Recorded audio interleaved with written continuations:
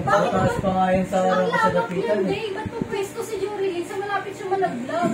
Hindi, syempre, kahit pumesto ka dun, alam mo ba, kung natulog ka, kung pagulong-gulong. May harang naman yan, no? May harang. Ang tindi mo naman, Day, kung makalampas ka dyan.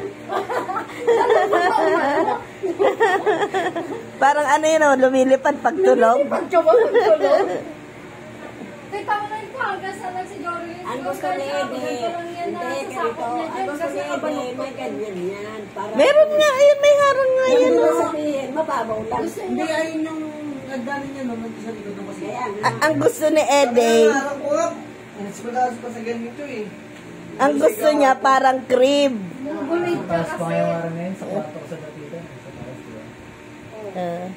Ang gusto ni Ede parang crib. Hindi mo alam kung mananginip. Oh. Asan na si Annabelle din yung Tapos akala pinaiinom si niya hagdanan Annabelle? yun. Eh, wala palang hagdanan. Ngayon, nahulog siya.